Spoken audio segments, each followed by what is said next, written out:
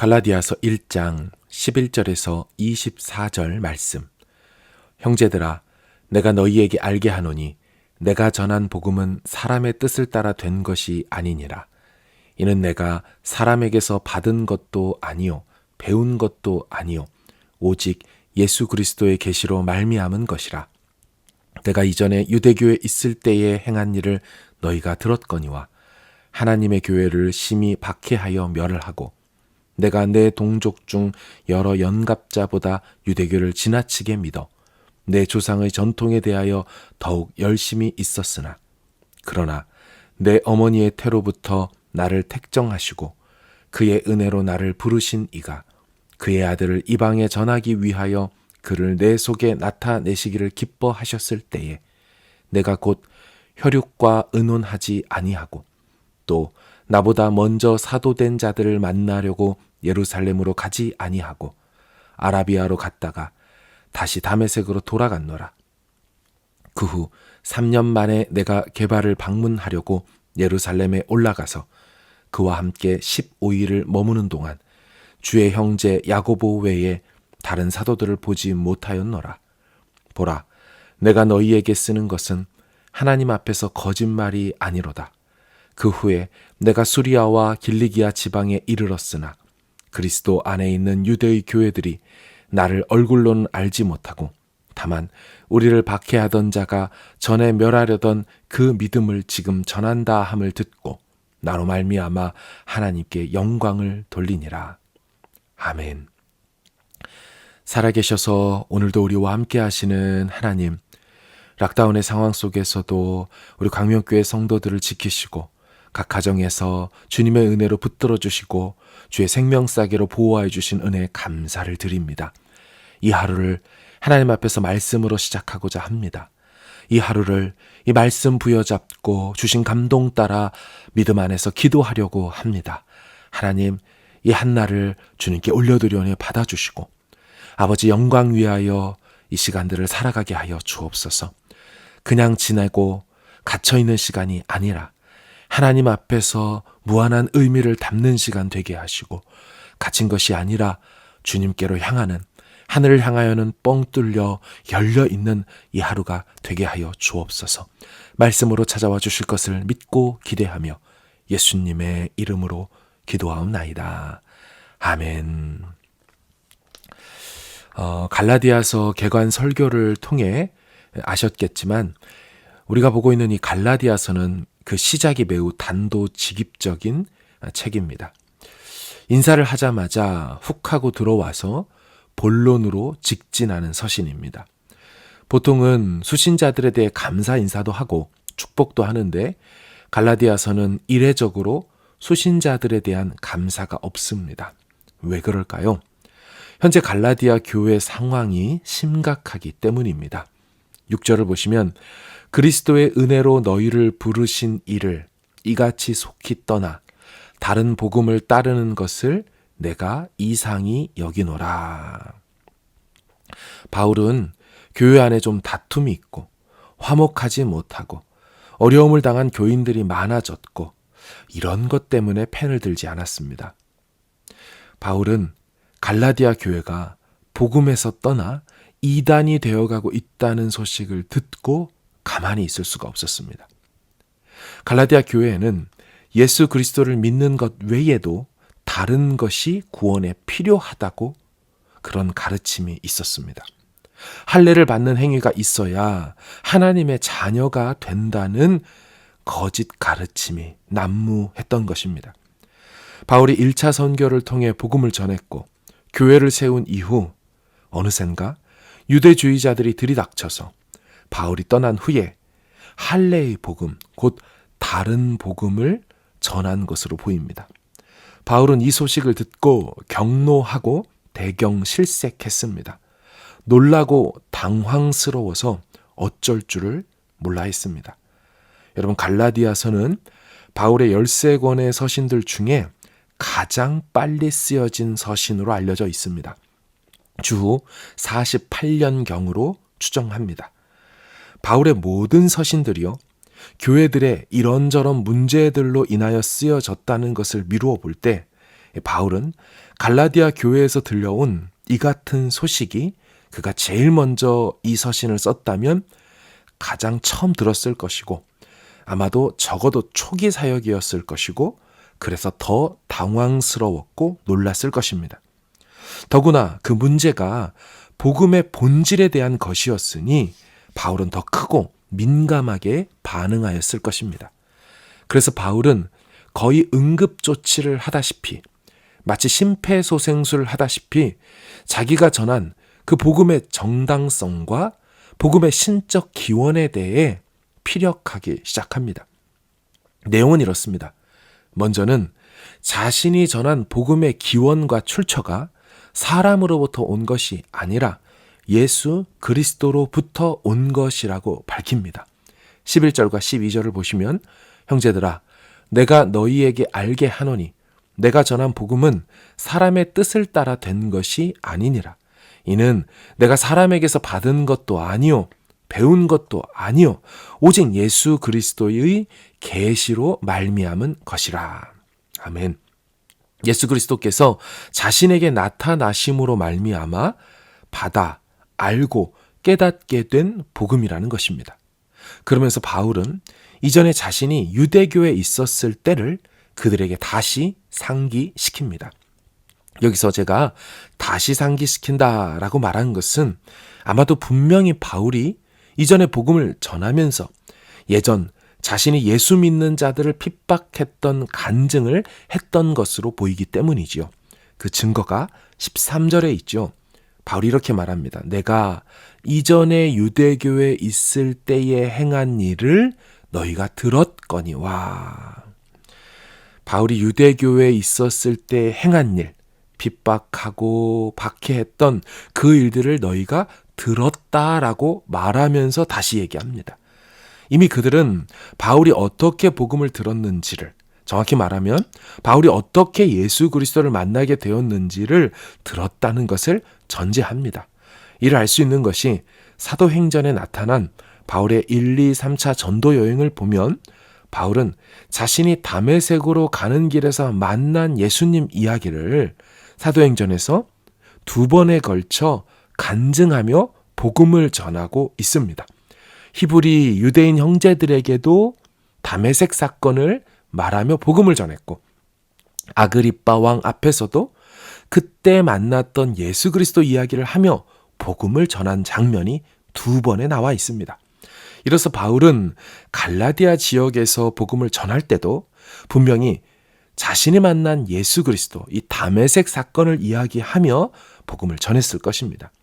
아무튼 바울은 자신이 전한 복음이 예수 그리스도의 나타나심 때문에 받아든 복음이다.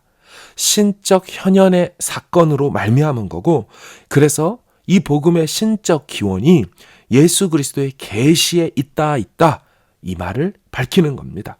그리고 바울은요, 여기서 더 나아가 자신이 삶으로 자기가 전한 복음의 정당성을 설명합니다. 간단히 말해서 내가 어디 예수 믿을 사람으로 보였느냐라는 투라는 겁니다. 우리 아시는 것처럼 바울은 예수님과 기독교에 대해 중립적 입장에 있다 예수 믿은 사람이 아니죠. 완전히 반대도 그런 반대하던 사람이 아니었죠. 아시는 것처럼 바울은 예루살렘 자기 지역에 예수 믿는 사람들을 잡아서 가두는 것으로 모자라 예루살렘 교회에서 임직하여 세웠던 7 집사님 중에 한 분인 스데반 집사님을 돌로 쳐서 죽이며 예루살렘에서 가장 유대교를 열심히 신봉하는 유대교의 앞장선자였습니다. 나아가 이제는 해외로 눈을 돌려서 다른 나라에서 예수 믿는 자들도 잡아들이기 위해 사내들인 공유에 가서 공문받아 핍박을 위해 해외 출장까지 떠나는 사람이었습니다. 어찌 보면 오늘날 기독교 테러리스트라고 볼 수 있겠죠. 그렇다면 지금 바울이 무슨 말을 하려는 겁니까?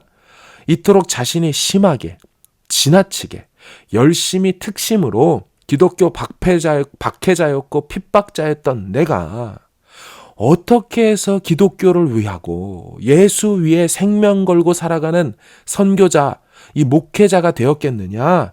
이거 예수님을 직접 만난 적이 있지 않고는 불가능한 일 아니겠느냐? 변화된 나의 삶을 보라. 그렇다면 예수 그리스도가 보이지 않겠느냐? 이 복음이, 이 일이 할례 받아서 이루어진 것이겠느냐? 내가 할례를 받은 상태로는 유대교에만 전념했던 기독교 핍박자에 불과했다. 하지만 예수 그리스도께서 직접 내게 찾아와 나타나 만나주신 것 때문에, 그분이 전해주신 그 복음 때문에 내가 이렇게 변화된 거 아니냐? 지금 바울은 자신의 변화된 삶으로 이 복음의 정당성을 입증하고 있습니다. 또 더 나아가 자신이 받은 복음, 곧 자신이 갈라디아 교회에 전한 복음은 이전 사도들과 별개라고 선을 긋습니다. 사도들이 전한 복음과 다른 복음을 전한다는 말이 아니고요. 사람 사도들과는 만난 적이 없을 때에 나는 이 복음을 깨달았고 직접 예수님께 받아든 복음이다 라는 것이죠. 그리고 자신은 자신이 예수님께 받은 복음이 정확한지를 다른 인간 사도들에게 점검받을 필요도 없었고 확증받는 절차도 필요하지 않았다라고 합니다. 그리고 마지막으로 바울은 수리아와 길리기아 지방에 있는 교회 사람들이 이같이 복음을 전하는 자신의 이야기를 듣고 하나님께 영광을 돌렸다는 이야기를 전해줍니다. 다시 말하면 다른 유대 교회들이 자신 바울의 사역을 인정했고 하나님께 영광까지 돌렸다라는 것입니다.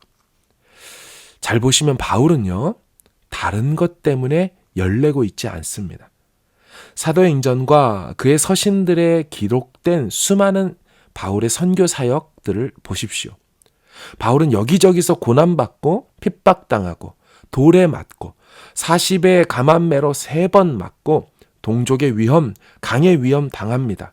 여러 번 자지 못하고 먹지 못하고 헐벗었다고 합니다. 하지만 그는 이런 것 때문에 서운하다거나 억울하다거나 마음 상해하지를 않습니다. 하지만 바울은 본질이 변질되자 움직이기 시작했습니다. 복음이 훼손되자 가만히 있질 못했습니다. 복음의 가치와 복음의 영광이 유대주의자들에 의해서 가려지고 퇴색되자 펜을 들고 복음을 다시 기술하기 시작했습니다. 후에는 2차 선교 여행 시 다시 갈라디아 지방으로 다녀갔습니다. 바울은 분명히 다시 방문하면서 교회의 영적 상태를 살폈을 것입니다. 사랑하는 여러분, 우리는 무엇 때문에 흥분하고 무엇 때문에 낙심하고 무엇 때문에 기뻐합니까? 우리가 반응하는 그것이 우리가 누구인지를 말해줍니다. 우리가 흥분하고 열내는 그것이 우리가 어떤 사람인지를 보여줍니다. 바울은 어떤 어려움을 당해도 비본질적인 것에는 양보했고 자신을 희생했습니다.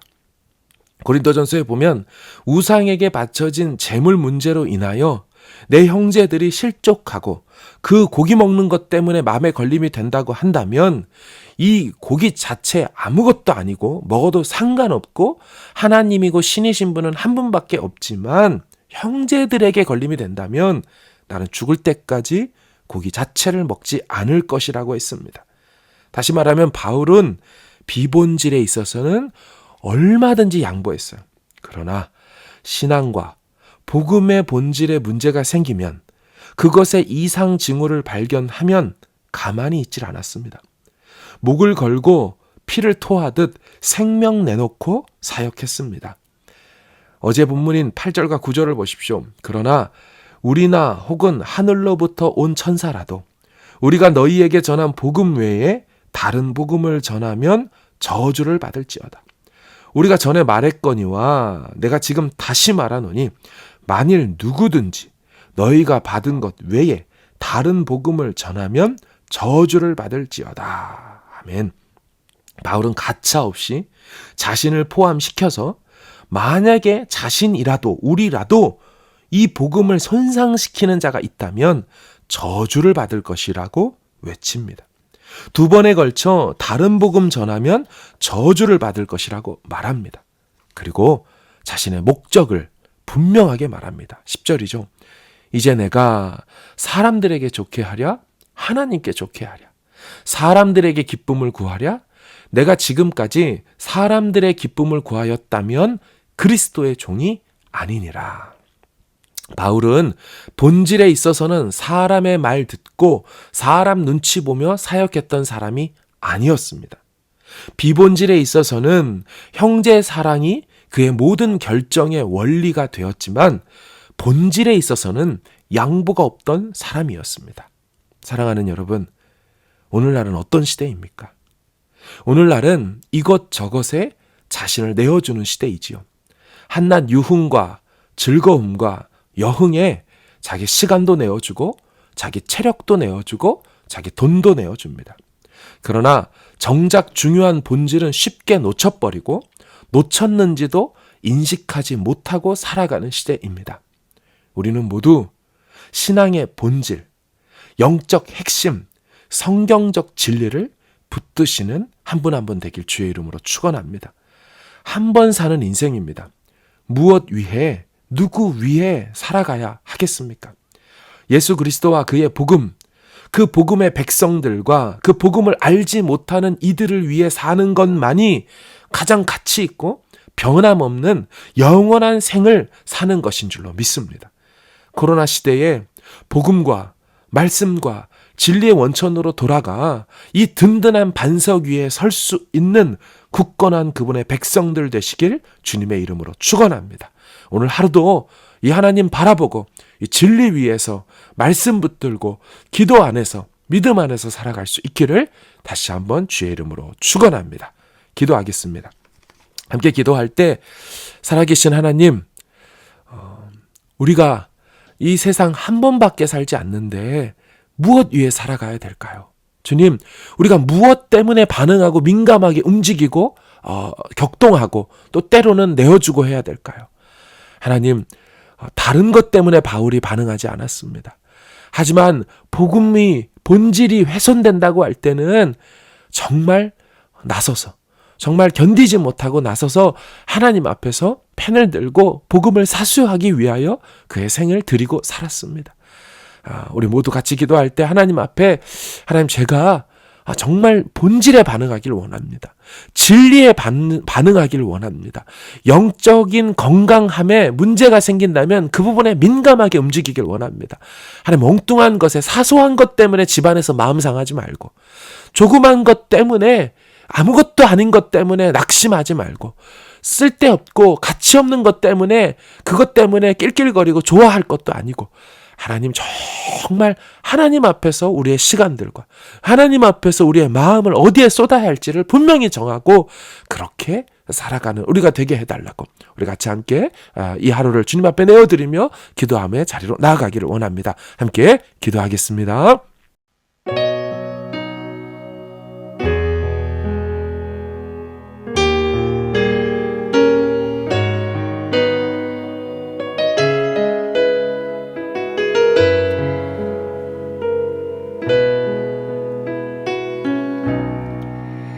나 같은 사람도 사랑하시나요? 너무 크고 아름다운 그 사랑, 그 사랑 내 맘 넘치니 나 더욱 주 사랑하니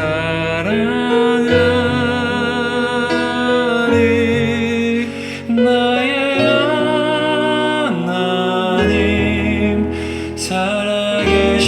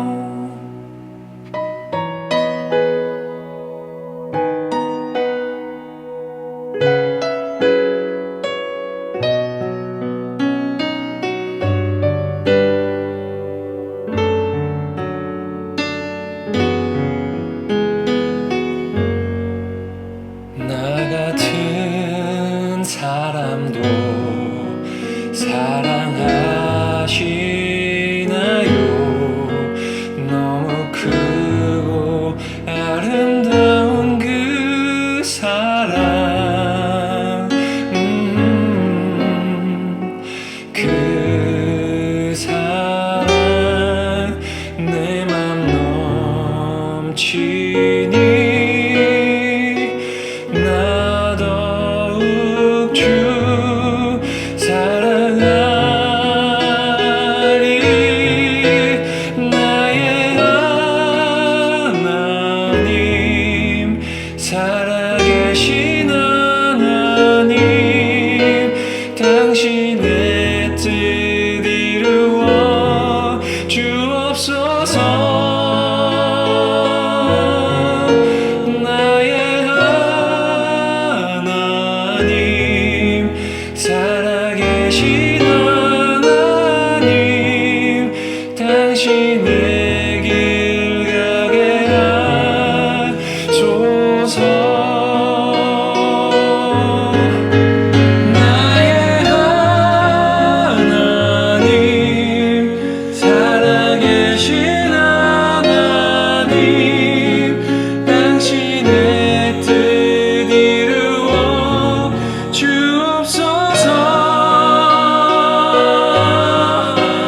나의 하나님 살아계신 하나님 당신의 길 가게 하소서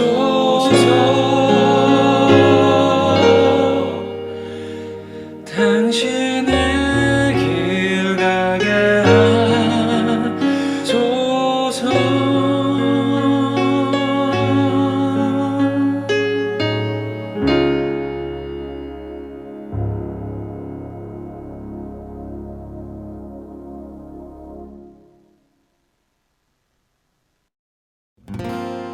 나의 소망 되신 주 주를 바라봅니다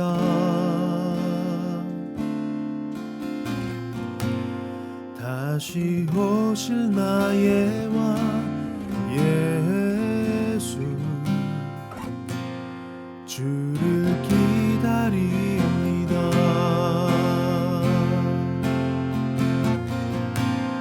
나의 소망 되신 주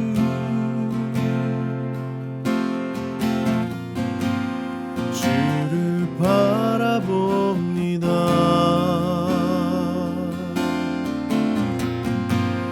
다시 오실 나의 왕 예수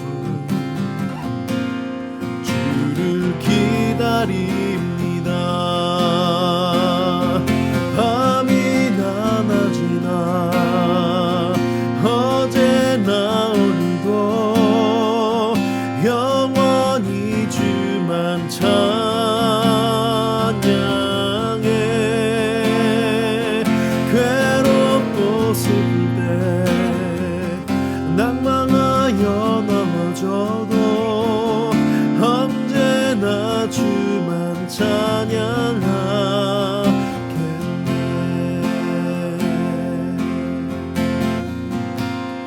나의 소망 되신 주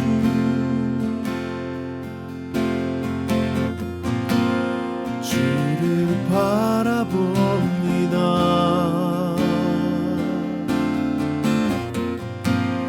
다시 오실 나의 왕 예수 주를 기다립니다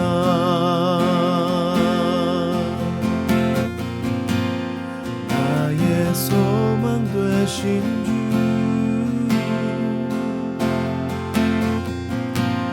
주를 바라봅니다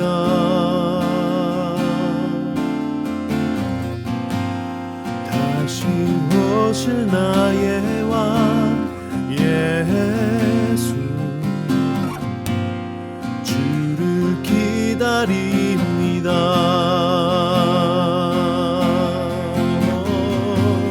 주를 기다립니다 밤이나 낮이나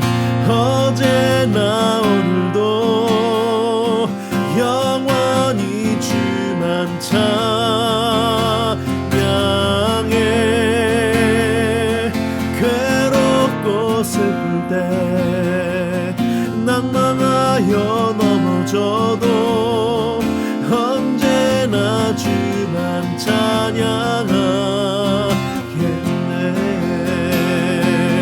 밤이나 낮이나 어제나 오늘도 영원히 주만 찬양해.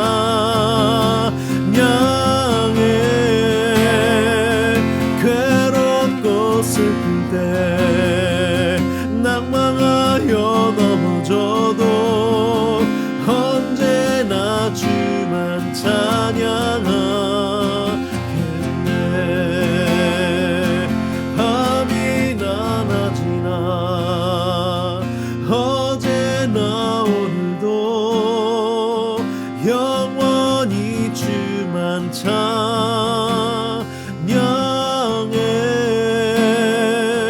괴롭고 슬플 때 낭망하여 넘어져도 언제나 주만 찬양하겠네.